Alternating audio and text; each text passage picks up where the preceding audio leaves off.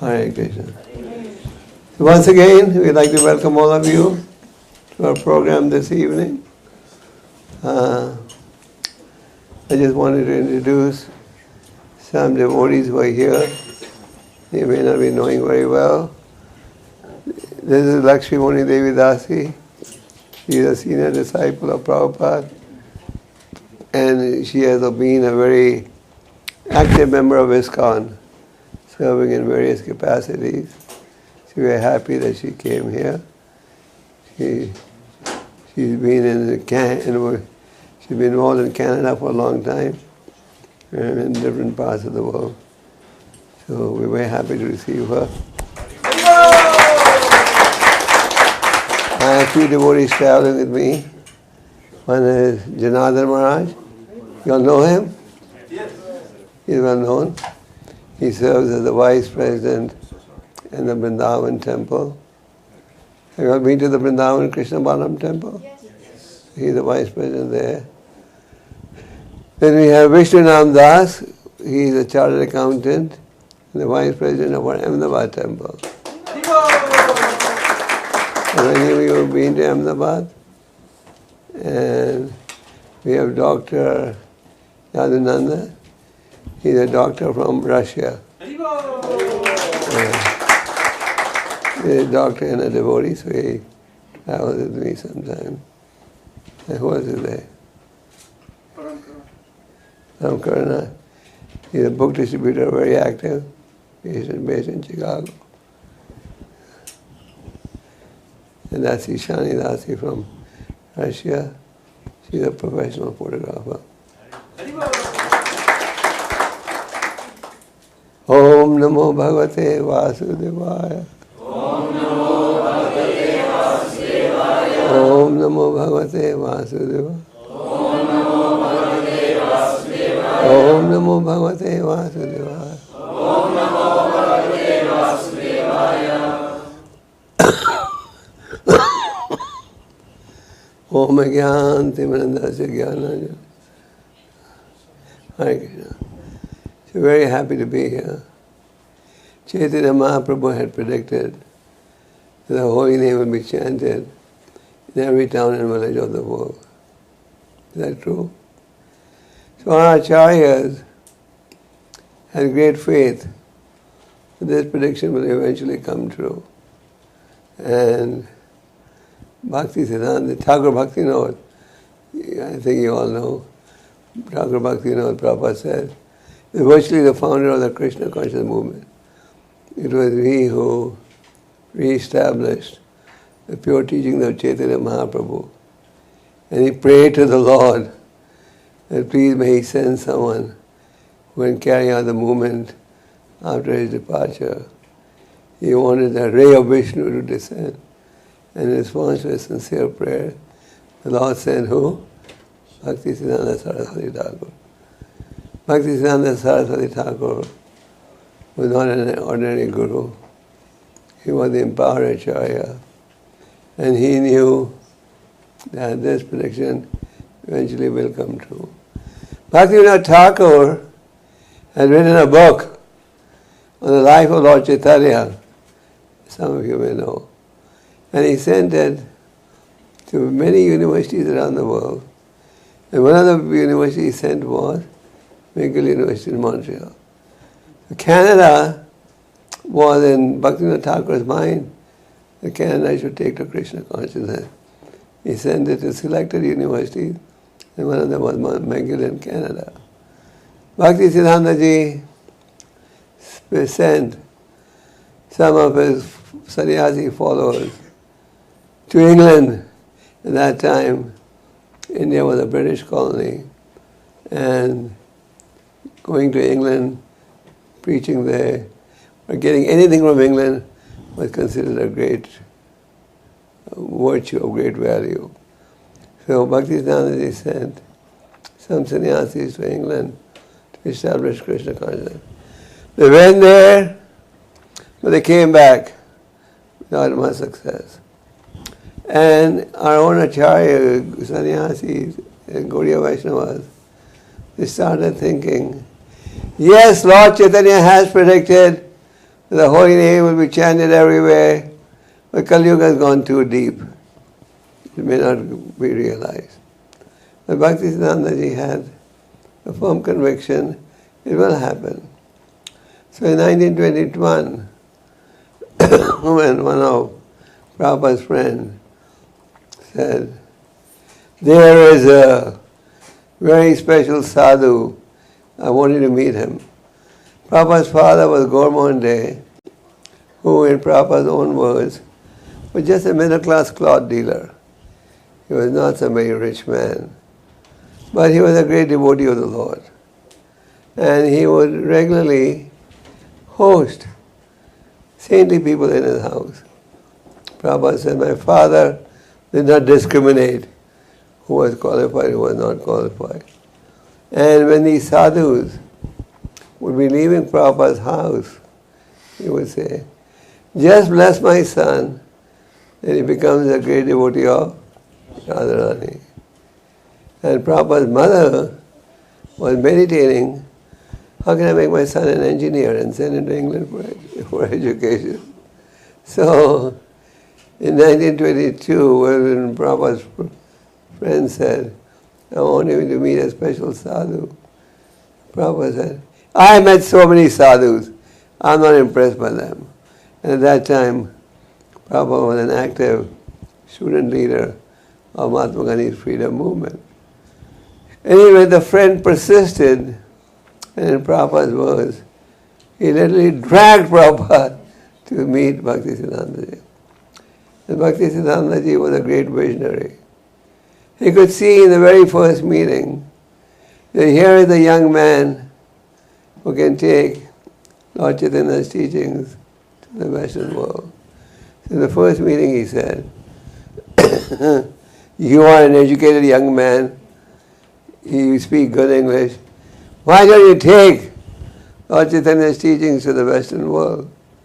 At that time, Prabhupada was active in Gandhi's freedom movement. And he said, first we have to make our country independent, and then people will listen to us. So Bhaktisiddhantaji then explained what is real independence. We all observe Independence Days, isn't it? Recently the Independence Day was in July 4th was America? July 4th was America. July 1st was Canada. July 1st, Canada. So every country has an Independence Day. India has August 15, I believe. Every country has. So, and we say this is the day we got political independence. So Bhaktisiddhanta said, real independence is not political independence. Real independence is independence from the cycle of birth and death. This is the independence that we should all endeavor for. So Prabhupada was very impressed. In fact, Prabhupada was a very strong debater, and no one could ever defeat him. But he felt after the exchange with Bhaktisiddhantaji, his arguments were defeated. So Prabhupada took this to heart, this instruction, and he endeavored, and because he was in a situation where he could not full-time devote himself, but he meditated and he started a Back to Godhead magazine paper. It was virtually a tabloid paper in 1944. And finally in 1965, he landed in America. Before coming to America, he tried his best to establish Krishna consciousness in India. He formed a League of Devotees in Jhansi, but that didn't go too far, and he made several other attempts. But his Guru's order was to take the teachings to the Western countries. So that was in constant meditation. And he didn't want to go to England first, that he wanted to go to America. He spoke to several people, and virtually everyone discouraged him. 70-year-old man with no resources, no contacts, going to the West, is almost unheard of. But Prabhupada was determined, and he finally obtained a free ticket from Srimati Maraji, who she's not anymore, but was the owner of a shipping line. So he sailed in a cargo ship, and on the 14th or 15th day, he had a mild stroke, not a heavy stroke. And the next day he had another stroke. So he was thinking, now my efforts will not be successful. And he was meditating. He couldn't return from the sea. He was in the middle of the ship, on the journey. But he was thinking he'll go to America and come right back. Then the next day he had another dream. In that dream the Lord was rowing the boat, and the passenger was Prabhupada. And the Lord said, don't worry, your mission will be successful. And then Prabhupada got some encouragement. Then when he landed in Boston, he saw the environment around. The captain of the ship was a pious man, Mr. Pandey. So he took Prabhupada. He was instructed by the owner of the company to especially look after Prabhupada. So he took Prabhupada on a tour of the city. One of Prabhupada's names was Kavi. What does Kavi mean? Poet. Prabhupada would write regular poetry. So after his visit, he wrote a poem in which he said, my dear Lord, you brought me to this place, but who is going to listen to your message? I don't know. But then he concluded by saying, but rather on his mercy, anything is possible. And then he landed in New York. He proceeded to Butler, which was the residence of his host, or the sponsor for his visa. And Butler is a small city. I believe it was famous because during the Second World War, America would make jeeps used in the war in Butler. That was his famous activity. So Mr. Agarwal, the sponsor, was living over there. And he had an American wife called Sally. So in a small, now in America you see Indians everywhere. And in Canada too. Only yesterday, one of our members came to see me in Montreal. And he's fighting the election on the Liberal ticket. He was telling me now there are more than 2 million people of Indian origin in Canada alone. And America also is quite sizable. But at that time, 1965, in Butler there were hardly any Indians. So the whole town was very curious. Who is a Swami? So many people were phoning Sally Agarwal. Who is that man in a saffron robe in your house? So she was getting so many phone calls. She decided, let me arrange a press conference. Then in one stroke I'll address everyone's concern. She was a smart lady. She arranged a press conference in which she presented Prabhupada and a scholar from India, Sanskrit scholar, who had translated the Srimad Bhagavatam. So she thought that everyone will read it and stop bothering her. So Prabhupada gave a press conference. And one paper, the Eagle Butler, they published the interview, I believe, on the first page. And a professor at a nearby college, I believe the name of the college was Slippery Rock College. And it doesn't sound like a crazy name. You only have that in America. Slippery Rock College. So one of the professors of philosophy of Slippery Rock College read that article.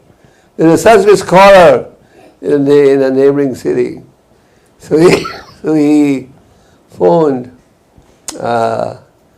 Mrs. Agarwal and said, I understand you have a prominent Sanskrit scholar in your house.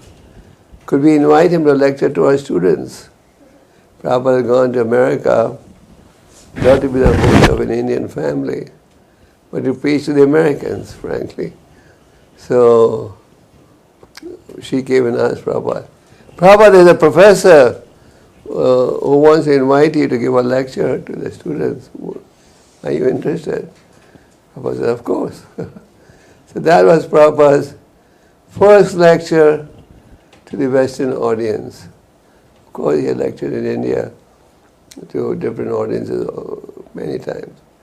So Prabhupada gave a lecture to the students of philosophy at Slippery Rock College. And then as usual, Prabhupada would say, any questions? So they asked a lot of questions.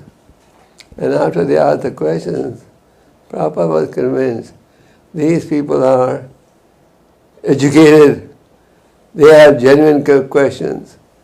And he said the scope for preaching here was very good. So he left Mrs. Agarwal's place, managed to find temporary residences. And one time he was residing in a loft, and the host of the loft came to attack Prabhupada. So yeah, he struggled, he went through a lot of hardship. And finally in 1966, the first ISKCON temple was opened in New York. At that time, as you probably know, Prabhupada left India with how many rupees in his pocket? 40 Indian rupees, which at that time was equivalent to about $7. And Prabhupada sold the Bhagavatam set on the ship. So he got $25 for that. So that's all he had with which he landed. So, Prabhupada got some followers, and then he wanted to open a center. So devotees were looking for a center, and they came across a boutique that had just become empty, and whose name was Matchless Gift. So the previous owners, they emptied the shop completely, but they forgot to take one thing out, the board.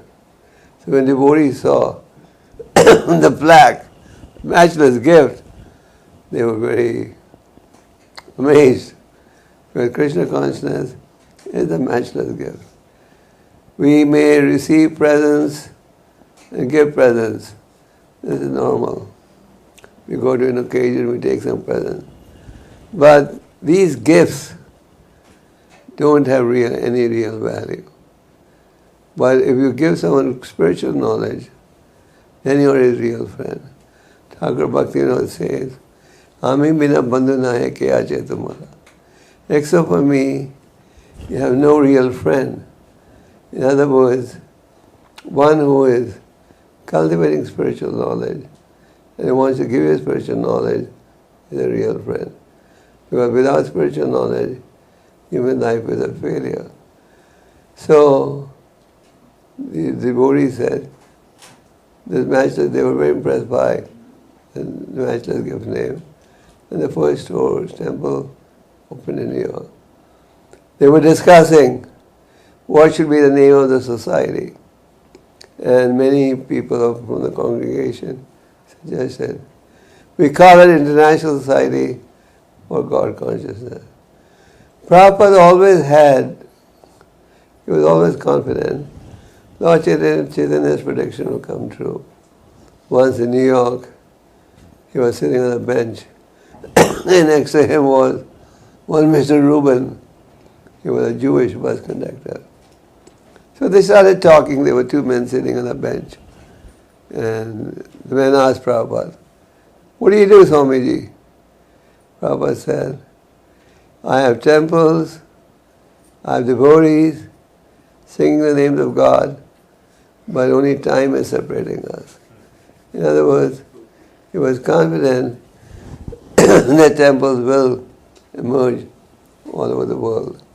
So there was a discussion, what should we give the name? And they said, make it a little broad-minded. International Society for God Consciousness. Prabhupada said, no, we have to be specific. And he named International Society for Krishna Consciousness. So Prabhupada gave us the pure teachings of the Lord, and they come down to that disciplic succession. He did not give us anything concocted. He did not fabricate anything. In fact, when he was struggling in New York, he had an encounter once with these so-called Swamis who had gone from India. These Swamis were advising Prabhupada, Swamiji, you're new to America, don't tell them to wear dhoti kurta and put tilak, these rules. And you should also dress up like us in suits. The Prabhupada refused to compromise. And he presented a truth. He had firm faith. If the real message is presented, then he'll be happier. So Krishna consciousness, as you receive it today, is nothing but the pure message of God coming down through a disciplic succession. Prabhupada did not water it down to attract people. He could have, but he didn't. And he called the Bhagavad Gita as it is. Many times people all over the world say, why is this Gita called as it is? Because Prabhupada explains in the introduction, he has presented it in the spirit that Krishna spoke and Arjuna received it. So the Bhagavad Gita today has changed the lives of millions of people. I don't know if all of you are aware. The Italian division of our BBT recently produced the biggest religious text ever published. Are you aware of that? You all see that video? Yeah. It's 800 kgs in weight. It's bigger than the Bible or the Quran. And this was released to the public at a big function in Delhi on February 26th by the Honorable Prime Minister. And the video went viral all over the world. So, Prabhupada gave us these books, and people are reading these books and getting guidance. So, Lord Chaitanya's teachings are summarized in 5 essential points. One advice Lord Chaitanya gave was sadhu sangha. We should associate with saintly-minded people. One can have 3 levels of association. Association with those who are more advanced, equally advanced, and less advanced. And if you have spiritual association, you'll be reminded about the essential teachings of the Vedas. Therefore, spiritual association is necessary. Prabhupada, when he established the first temple in New York, he also introduced the Sunday Love Feast program. The Sunday Love Feast program is a wonderful opportunity for those of us who do jobs, businesses, have family responsibilities, to come to the temple on Sunday, hear the discourse, take part in the prasadam, take part in the kirtan, and thereby be reminded about the goal of life. So spiritual association is very necessary. If you have genuine spiritual association, you will get the genuine message. And what is that? Chanting Hare Krishna. Harinam, Harinam, Harinam eva kevalam. Kalo naseva, naseva, naseva. Vaganti rasita. Chanting the names of the Lord is the sublime process of self-realization in this age. Kaledo se Rajan. Parikshit Maharaj inquired, how will people in Kali Yuga be saved? Because it's a desire of saintly people to save the suffering humanity. So Shukadeva Goswami said, Kali Yuga is an ocean of vice, but there is one benediction in this age. There is the chanting of the holy names of the Lord. So these names of the Lord are descending from the spiritual world.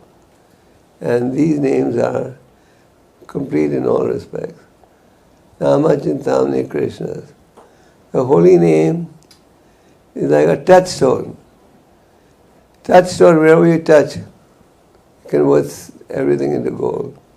So the holy name, chanted knowingly or unknowingly, benefit. After Prabhupada returned to India in 1971 or 72 with the Western disciples, it created quite a stir. So there was an Indian movie producer who made a movie called Hare Rama, Hare Krishna. In that movie, the positive thing was Hare Krishna mantra was in the background. There was a song at that time, it became a big hit. The downside was, he completely misrepresented our philosophy. He showed that people take drugs and then chant. The devotees were very upset. They told Prabhupada, should we go to the court? He misrepresented our philosophy. Prabhupada said no. And so many people become devotees after hearing this song. So the holy name is powerful, and chanted knowingly or unknowingly is beneficial. And it is complete. It means you don't need anything besides the Hare Krishna mantra. That alone is capable of transporting us to the kingdom of God. Shuddho is all pure. Why do we have so many rules and regulations? Sometimes people say, oh, it is because there are too many rules and regulations. These are there for a purpose, to purify us. And they are capable of giving us eternal liberation. Lord Chaitanya said, be in devotee association and chant the holy name. And that's not the end. Then he said, read the Bhagavatam and the Bhagavad Gita. Actually, ISKCON is not just a religious temple where rituals are performed. ISKCON is an educational movement where people are getting education into the higher values of life. We are right now engaged in, situated in Somerset Avenue, which is in the campus area of Ottawa, isn't it? So I'm sure there are many departments here, but there are very few departments, almost no department that tells you what happens after that. Prabhupada was once giving a lecture at a prominent university in America. He said, in this great university, is there any department that tells you what happens after death? There was complete silence. I was last year lecturing at a university in California. The university had 2,300 departments. But not one department that talked about self-realization. So that is the vacuum in society. So, the third principle Lord Chaitanya gave was to read Bhagavatam and Gita. Especially the Gita is a book of knowledge, and this knowledge can be cultivated by taking advantage by everyone. Then he said, worship a deity with love and faith. So these are very simple guidelines. I visualize most of you sitting here have jobs, businesses, or housewives, students. You can continue to do what you're doing, but just add spirituality to your life. Very often we say, yes, I'm going to add spirituality, but not today, tomorrow. But tomorrow never comes. Prabhupada used to tell us a story. There was once somebody who would bring water to the Jagannath Puri temple every day. And every day he would say, keep the water there and say, today let the others have darshan, I'll have it tomorrow. And they say, kal. So this went on for many years. And he didn't go inside.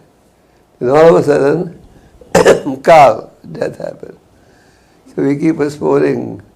There's no guarantee how long we're going to live. As you see society today, there's so much stress in society, am I right? Tension, misery. When we were in India at one time, we were thinking, if only I could go to America or Canada. America's a dream world for everyone.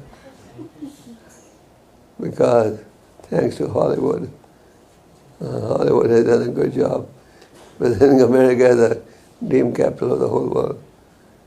But now Canada is also becoming the dream capital, thanks to Trump. But Trump's made going to America so tough, and everyone's switching gears now and coming to Canada. So we see there's so much stress in society. And we're all searching for answers, but we have no answers. Recently I was in Vancouver, and we went to visit one of our old members in an old age home. This is a private old age home, which is essentially for millionaires. The billing there is $13,000 per month. And I could see these are all millionaires. You can't afford $13,000 a month in an old age home unless you have millions in the bank. So, all millionaires. But now they're so miserable. Their only friend is the TV and the movies and the cell phone games. So society today is in a very turbulent situation. There's virtually no leadership, and there's no spiritual leadership either. So we should recognize if we want a stress-free life, just taking a vacation is not the answer. We look forward to vacations, isn't it? When you're working and a long weekend is coming, everyone cheers up. Long weekend coming. And then when you're in school and the vacations are going to start, everyone cheers up. And when they have to go back to school, it's like going to a funeral. You know, and what's the reason? The reason is nobody really enjoys what he's doing. We may be working.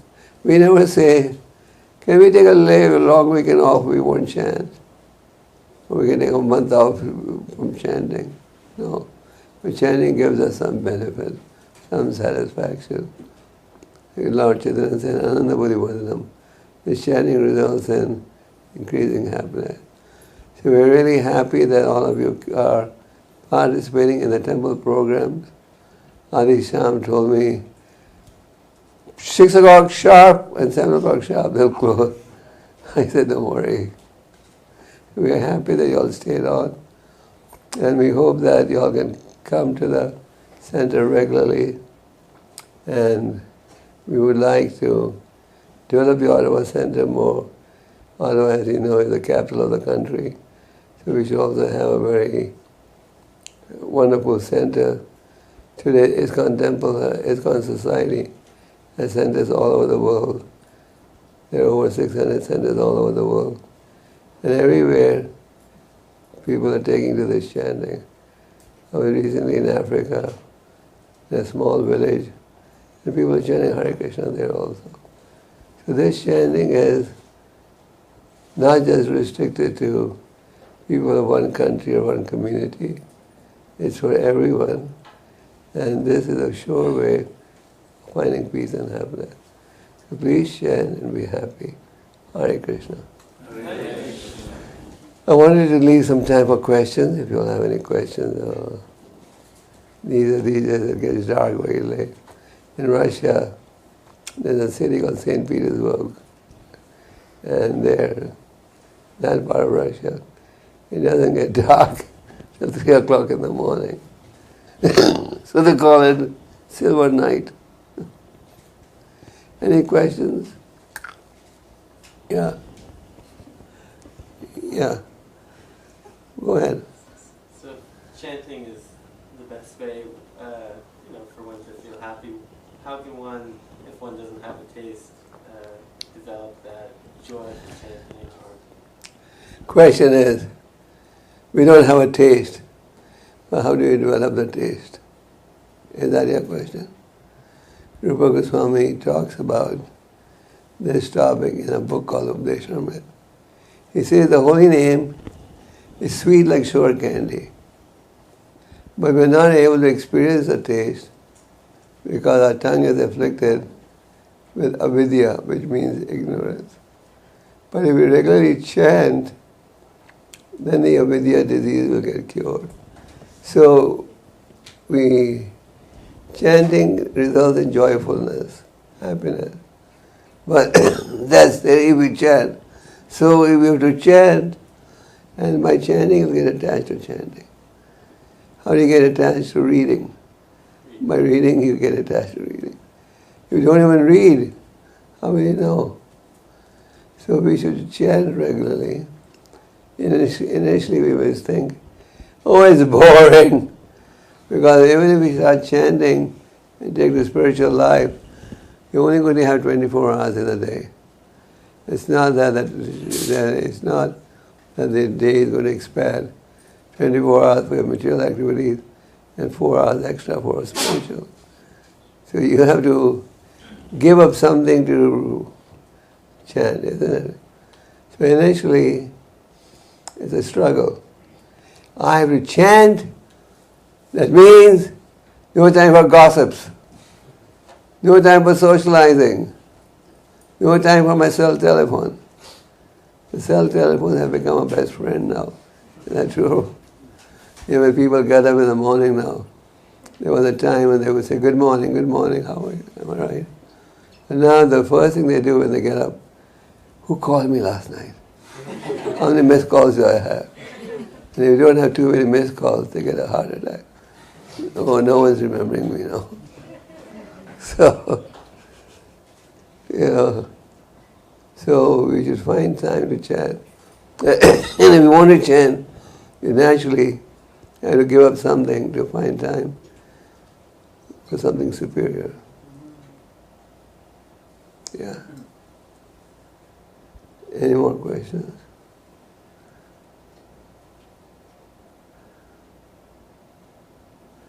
No more questions?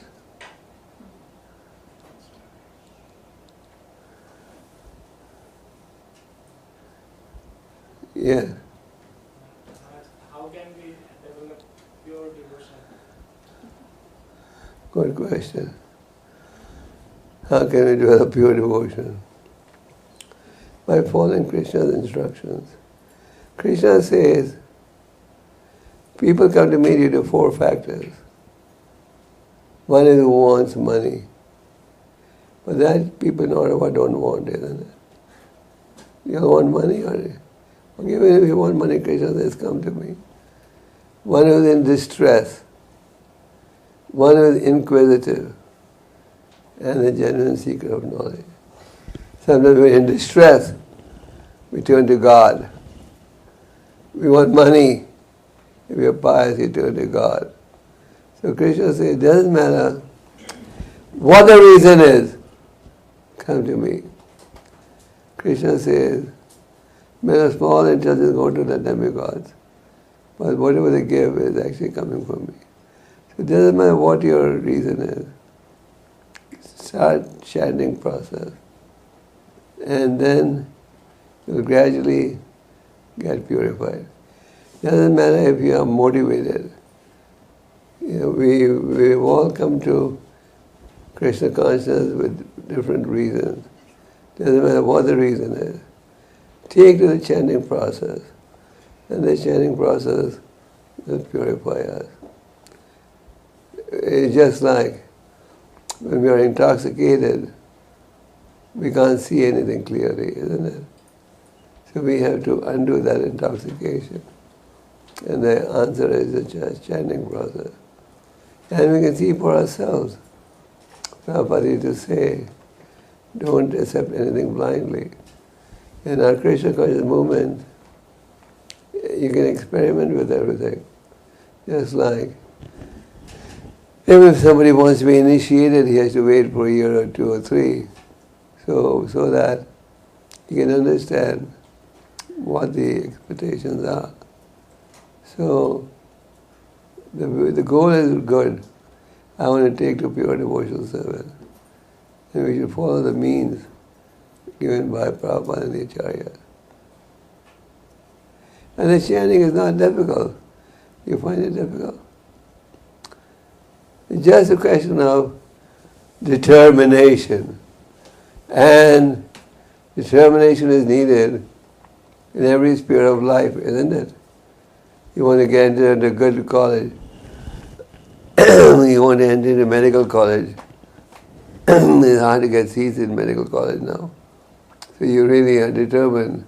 So you work hard to get good grades. Want a good job, you're determined to work hard to get a good job. So similarly, to succeed spiritually, you also need determination. And that determination comes. That determination consolidates with chanting and hearing. Yeah? Any more questions? Yes. How can we know if you're making progress in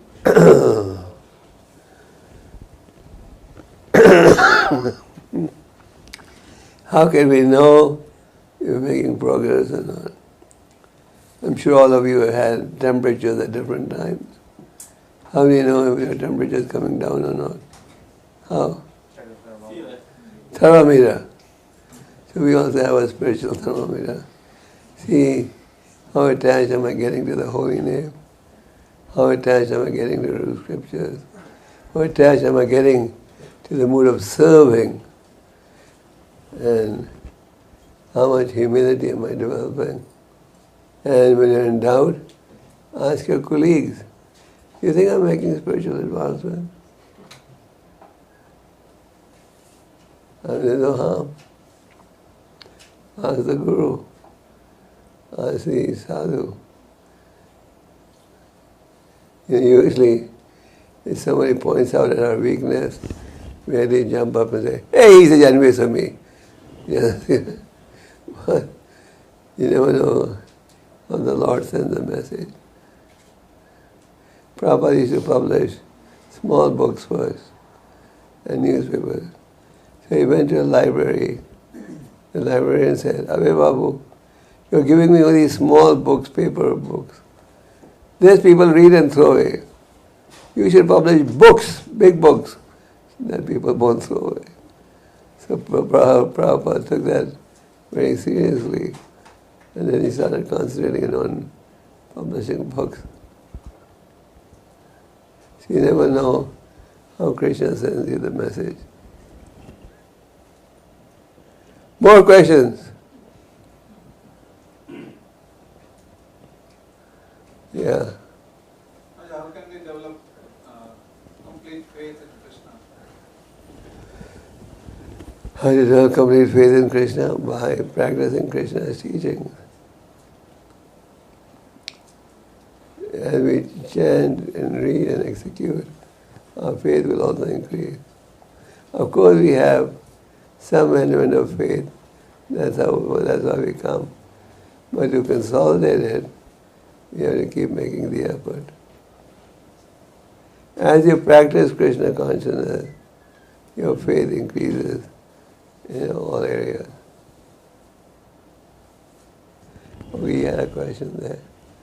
You were mentioning there was 5 points in Chaitanya's teachings. Yeah. I didn't say the first one, but I thought you all may not like it. First one was spiritual association. The second one was chanting Hare Krishna. The third one was reading Bhagavatam and Gita. Fourth was worshiping the deity with faith and reverence. And the fifth was relocating to a dham. I didn't want to give you all that idea. You can relocate to the dham, because if you relocate to the dham, who will preach in Ottawa? Am I right? How was it done? Yeah. Yeah, it's like it's a dham because the Lord is being worshipped. As it is, it's not easy to move to the dham anymore. The land prices there are more expensive than Canada. Thanks to ISKCON. More than Mayapur and Vrindavan. The land prices have gone up. All the way in India, land prices have gone down. But in Mayapur, they continue to shoot up. So I didn't want the prices to go up more. Any more questions? Yes. So, what made you surrender so quickly to Krishna? Because some of us, it can take a long time before they have that realization. But in your case, what was the thing that made you surrender very Well, it's a question of using your intelligence correctly. Well, I was searching in my own way for God, and that brought me in touch with Prabhupada's movement first, and then with Prabhupada. But it's a question of giving priorities.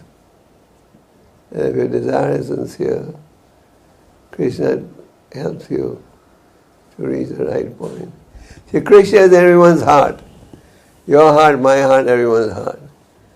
And just like when you pass through a garden, you can smell the fragrance of the flower and identify what flower it is, isn't it? So Krishna can smell all our desires. He knows what our intensity is. Like Krishna says in the Gita, Sarvasya char vedi sanivishto. I'm the cause of remembrance and forgetfulness. So when Krishna sees, yes, she has a desire, but she's not willing to make any sacrifice. No determination. So then the reciprocation is in the same proportion. But if your desire is, no, I want to expedite the spiritual advancement, then Krishna helps you. Prabhupada said, you take one step towards Krishna, Krishna will take 10 steps towards you. You won't get such a good deal anywhere.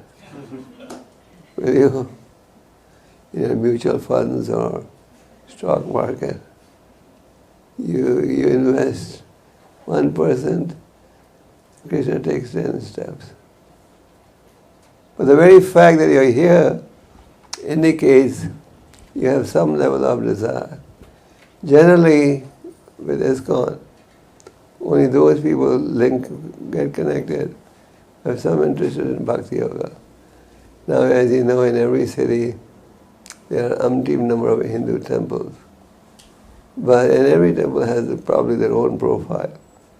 But ISKCON's profile is those who have interest in Bhakti Yoga, those who have interest in devotion, those who are ready to chant, they are the ones who come to ISKCON. Everyone doesn't come. I mean, in India we get 100,000 people a day in a Jewish temple. But generally the people who come are generally people who are more interested in some type of devotion. So you should make an effort. Okay. Any other questions? Yes. As people who are walking towards Krishna, do you have any thoughts on how we should live life in this real world? Like we have been brought up saying that do good and good will come back to you, but sometimes in the real world you don't see that happen. So do you have any advice as to how we should live in this real world? What are the principles we should basically hang on to? Basically, a devotee is a gentleman, deals nicely with everyone. And we should follow the laws of God. Just like if you follow the laws of the state, then no one tells you anything. If you don't follow, then you become liable for punishment. From our side, we should do good. If somebody else is exploiting your goodness, then you can also become a lion. Once somebody asked Prabhupada, how can I be humble and distribute books? So Prabhupada said, be a lion outside and a lamb at home. So when you are in the material world, you may be doing do you do a job or business? I work. Yeah. So sometimes you may get people who want to exploit you or take advantage of your gentlemanliness. So in those situations, you can be alert and be like a lion if necessary. In other words, if someone's trying to cheat you, we don't say, okay, close your eyes and let him cheat you.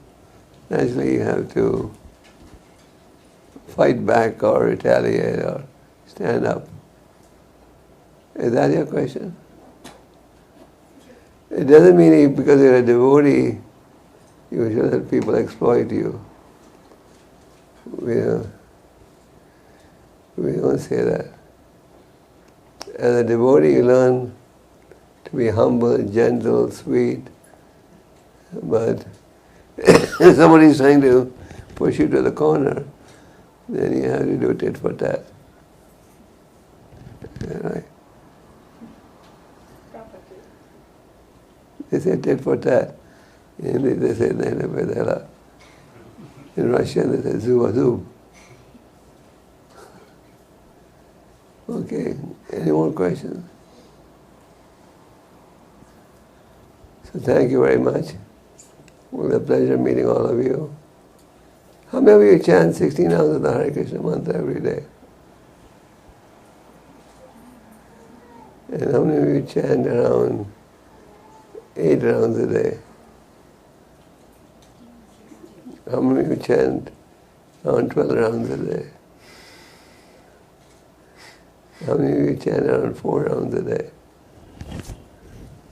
4 rounds a day. Yeah. 2 rounds. How many of you chant around 2 rounds a day? And how many of you don't chant at all? 16 rounds. How many of you don't chant Hare Krishna mantra every day on a regular basis? How many are there? So everyone chants. How do you feel when your bank balance goes up? Happy or sad? Good. Huh? How do you feel? How do you feel if your bank balance goes up? Let's be honest. Happy. Happy. But when you chant, you're also accumulating spiritual points. And that is, you may have a bank balance, but that's not going to stay with you. That's short term. But the spiritual bank balance will stay with you eternally. So why not accumulate points over there? Isn't it? At least you know one thing. Nothing to lose and everything to gain. So try it. So are you all ready to try? Try. What are you going to try? Increasing or chanting? Guru Prasad and Adesham, you all should make sure. Okay, so thank you very much. It was a pleasure meeting all of you. And I apologize. We were late in starting the program. We got late in coming from Montreal. Then we got lost a little bit. Okay. I came to this place first and when did we purchase this building? I don't exactly know, but I know that we've been here for 40 No, I came to approve the purchase before buying it. Rupa Vilas was the president when we bought this building. Thank you. You have more questions than answers, but I think you're going to run out of gas.